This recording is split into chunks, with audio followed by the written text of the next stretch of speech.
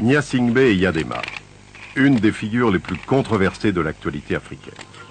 Ancien tirailleur de l'armée coloniale française, général, président du Togo depuis 34 ans, malgré 5 attentats, un crash d'avion et plusieurs coups d'État, il est le médiateur de la plupart des conflits qui ensanglantent la région. Pour les uns, il est l'archétype du dictateur militaire et Amnesty International l'accuse de crimes contre l'humanité. Pour les autres, il incarne une Afrique à laquelle nous ne comprenons rien. Volontaire, machin volontaire là. Engagé volontaire. De sa médaille, je suis tellement fier, pourquoi pas.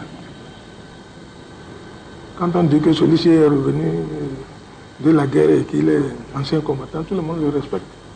Sérieusement. Être un soldat.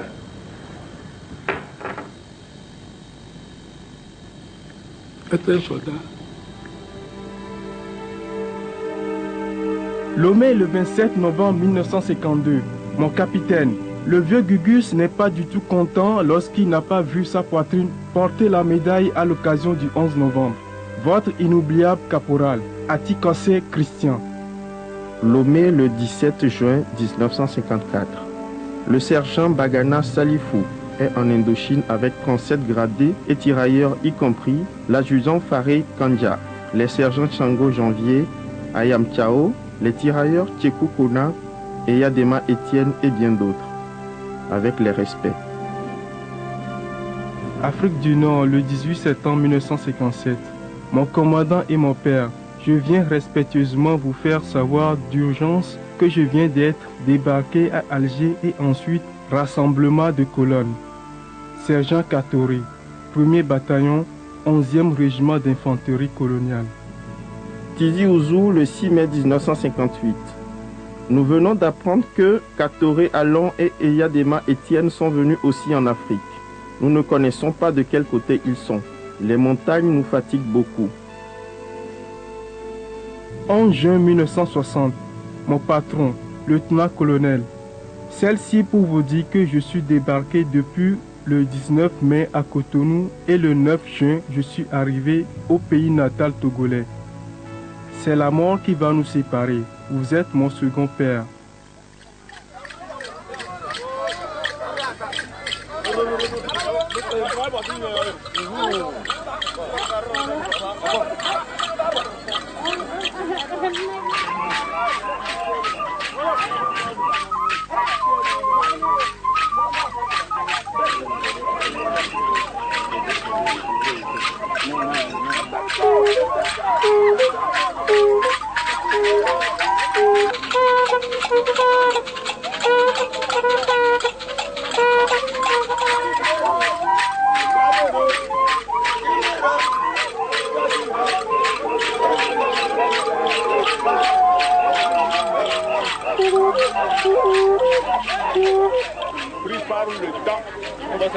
La France a bénéficié, si vous voulez, d'une force armée, enfin de tirailleurs, qu'on a appelés sénégalais, mais enfin, qui étaient des tirailleurs venant de tous les pays, qui a contribué à aider quand même puissamment dans les deux guerres mondiales, hein, la guerre de 14 et la guerre de 39-45.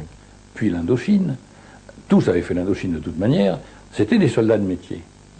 Ils parlaient tous français quand ils étaient d'un pays à l'autre, mais selon les régions, ils se comprenaient mieux entre Sénégalais, Maliens ou entre gens d'Afrique centrale. Ce que j'avais remarqué d'Eyadema, avant de faire plus connaissance avec lui, c'est qu'il était toujours à part des autres. Il était adjudant de compagnie et moi j'étais son petit clairon. C'était un homme très courageux aussi. Mais c'était des gens du Nord qui étaient plus aguerris, plus forts. Prenons l'exemple d'Eyadema. Eyadema, c'est une force de la nature. C'est un géant là qui pratiquait d'ailleurs la boxe, la lutte. Et c'était des gens qui naturellement, si vous voulez, avaient physiquement les caractéristiques, les meilleures caractéristiques pour entrer dans l'armée.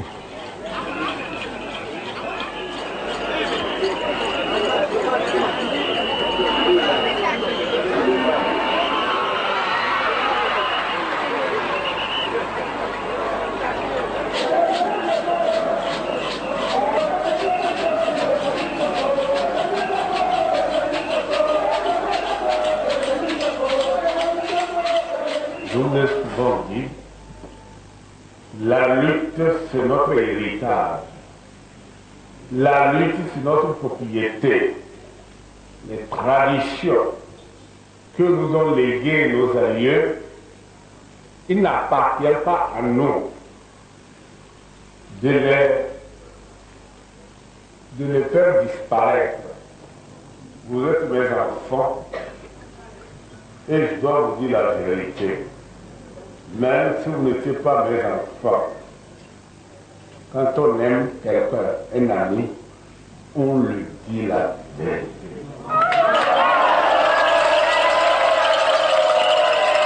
Vous n'avez pas vécu ma jeunesse. Vos papas ont vécu ma jeunesse. Ils m'ont connu. Ils savent bien ce que j'ai fait quand j'étais comme vous. Le chef canton actuel, plus un de ses frères, ils étaient deux. Pour la lutte, c'est eux qui faisaient la voix ici. Tous les enfants de Pierre. Et il n'y a que moi qui les terrassais.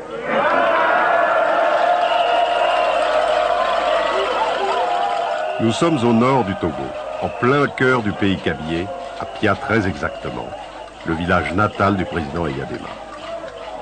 Tous les ans, il vient assister à la finale des Evala, ces épreuves de lutte traditionnelles, précédées des rites de chasseurs qui marquent le passage dans la société des hommes de tout jeunes Kabyé. Pour ce colosse, qui a été un de leurs plus grands champions, c'est une cérémonie essentielle, dans laquelle il continue de puiser une large partie de sa légitimité.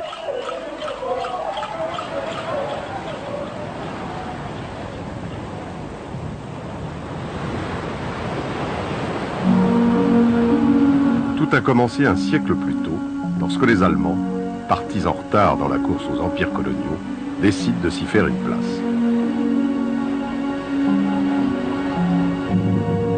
En 1884, Nartigal, un de leurs explorateurs, débarque sur une plage du golfe de Guinée.